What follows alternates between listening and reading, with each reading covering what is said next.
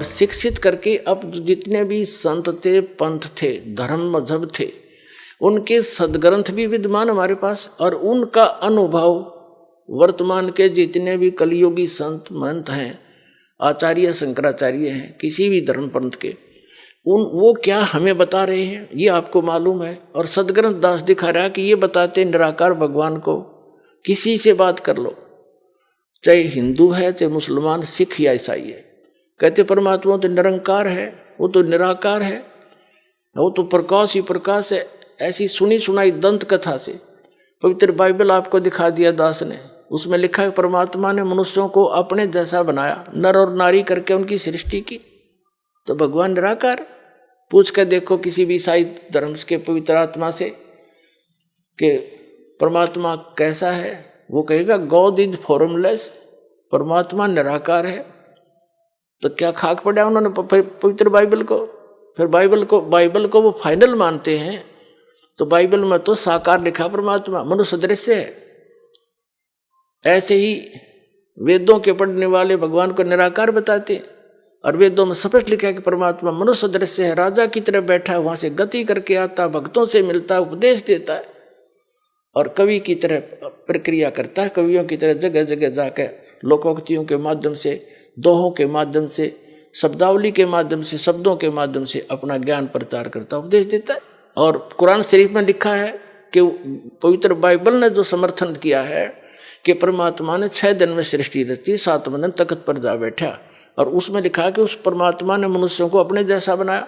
वही ज्यों का त्यों 40% विवरण पवित्र बाइबल वाला पवित्र कुरान शरीफ के अंदर विद्यमान है। सूरत फुरकानी 25 में आयत नंबर 52 से 59 तक स्पष्ट किया हुआ है कि वो कबीर नाम का परमात्मा है। और कुरान शरीफ के ज्ञान देने वाला अल्लाह कहता है अपने पैगंबर हजरत मोहम्मद को कि आप इन काफिरों की बातों में मत आना, वो कबीर सुप्रीम पावर है, वो कबीर अल्लाह है, वो सर्वशक्तिमान है, सब कुछ कर सकता है, और इस वही है जिसने सबकी रचना करी, वो अपने बंधों के गुनाहों से खूब परिचित है। वो कबीर परमात्मा आपके पाप भी नाश कर सकता है, आपके कर्म के। वो वही है जिसने 6 दिन में सृष्टि रची, वो कबीर नाम है उसका।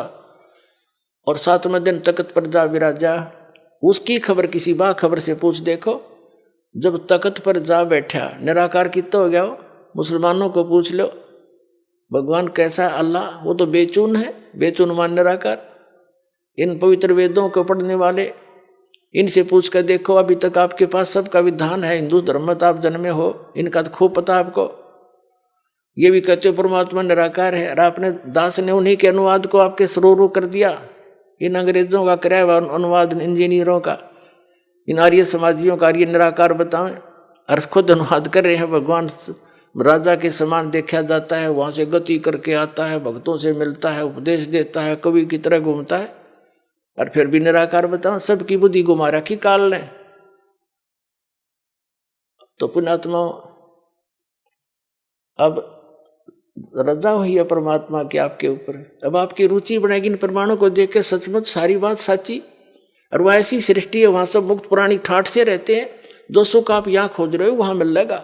और यहाँ तो आप रह ही नहीं सकते, चाहे राष्ट्रपति बन जाओ, और चाहे सारी पृथ्वी पर तो मकान बना ले, 100 कोठी बना ले, ये तो तेरी है नहीं, मूर्ख बंडा बना रहे, तो वहां क्यों ना चल रहे। यहाँ तो जब तक यहाँ रहना है भक्ति कर, जैसा मालिक देता वैसे तो रहे, जो राखे तो ही रहूं, मेरा के चारा, और खाने जाद खरीद हूं गुलाम तुम्हारा।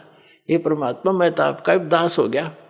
अरदास की चिंता मालिक ने, नौकर की चिंता मालिक ने खूब बनी रहती है। ये दयालु मालिक है हमारा, जो मालिक हमने मान रखा है तो कसाई है, ये ब्रह्म ज्योति निरंजन काल, इसको हमने मालिक मान रखा था, ये तो कसाई है, ये तो आपके अपने स्वार्थवश रोके हुए।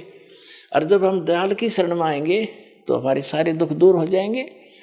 तो कबीर साहब वो दयालु मालिक है, उसकी शरण में आगे तो उसको सब पता है, मेरे बच्चे को क्या आवश्यकता है, मेरे नौकर को सब सुविधाएं देता है, क्योंकि उसके अंदर दया होती है।